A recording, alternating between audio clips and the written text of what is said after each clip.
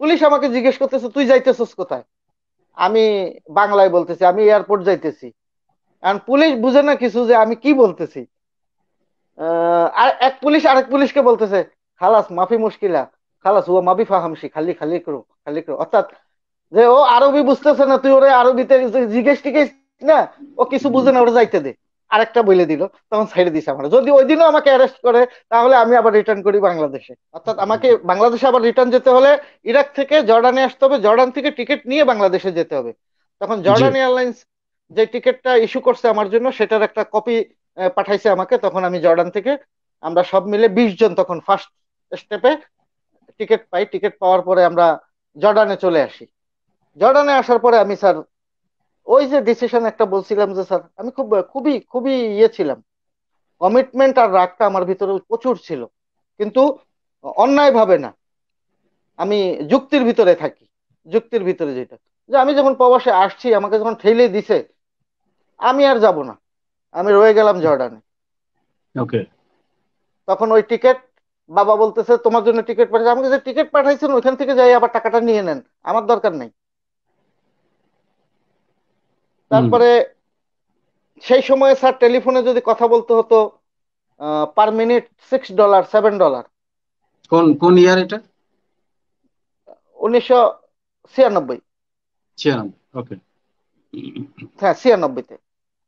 তারপর তখন জর্ডানে আমি কি কাজ করলেন জর্ডানে?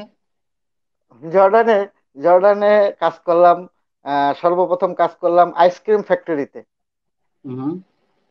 না, সরি, মানে আইসক্রিম ফ্যাক্টরি না, কতদিন কতদিন লাগলো আপনার চাকরি পেতে জর্ডানে আসার পরে? চাকরি চাকরি স্যার যেদিন আসছি তার 2 দিন পরেই যখন আলাপ ওকে। আলোচনা করলাম ওইখানে। ওইখানে বাংলাদেশিরা আছে, তখন ডিমান্ডেবল, তখন কর্মী শর্টেজ আছে, কিন্তু আপনাকে পারিশ্রমিকটা সেটা দিচ্ছে না। তাদের কথা হলো যে আমরা যেটা বলবো সেইটাতেই তারা রাজি হবে। তা আমারও স্যার এখন যান বাঁচানো ফরজ, সত্য কথা যেটা। ওই সময় আসলে সেই জায়গাতে আমি $150 বেতনে চাকরি করতেছি, অথচ এটা $500 বেতনের চাকরি, আমি সেটাও জানি। কিন্তু আমার ওকে। অন্তত পক্ষে লাইফ সেভিংস করার জন্য আমাকে সেটা করতে হবে। পরে আমি রাইট। আরেকটা জিনিস ভাবতে হবে। আমি আমি ছিলাম সেরকম যে আমি এখন পাইছি 10 টাকা বেতনের চাকরি, আমার তো দরকার 500 টাকা বেতনের। আমি 10 টাকারটাই করব কেন? 10 টাকা দিয়ে আমি সার্ভাইভ করে 500 টাকারটা খুঁজ করে নিব। আমি ছিলাম এই চিন্তাধারায়। তারপর কি তো হলো? যাক, সেখান সেখান থেকে কাজ করতেছি করতেছি। তারপরে সেই কোম্পানিরই আরেকটা ফ্যাক্টরি, সেটা হলো কি আপনার আহ, যে আমাদের দেশে যে চাউলের বস্তা, প্লাস্টিকের, সেই বস্তা তৈরি করার মেশিন অপারেটিং তারা আরেকটা ফ্যাক্টরি করছে, সেই ফ্যাক্টরিতে গেলাম। যাওয়ার পরে আমাকে মেশিন দিল, দেখাই দিল এইভাবে এইভাবে। তা আমার একটা জিনিস কি স্যার, আমার ওই টেকনিক্যাল সাইড যে কোনো জিনিস আপনি আমাকে ক্রিটিক্যাল যেটা সেটা আপনি 1 সপ্তাহ দেখাবেন, আর নর্মাল জিনিস আপনি আমাকে 1 ঘন্টা 1.5 ঘন্টা এরকম দেখালেই আমার জন্য যথেষ্ট। জি জি। তো সেই হিসাবে আমি মেশিন অপারেটিং আমাকে দিয়ে দিল।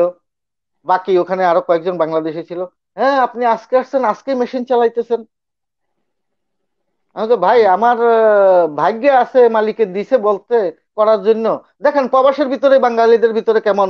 এটা আহ, থাকবে, এটা প্রফেশনাল জেলাসি সব জায়গাতে আছে। তারপরে জর্ডানে আপনি কতদিন কাজ করলেন? জর্ডানে প্রায় 2 বছর কাজ করলাম। তারপরে?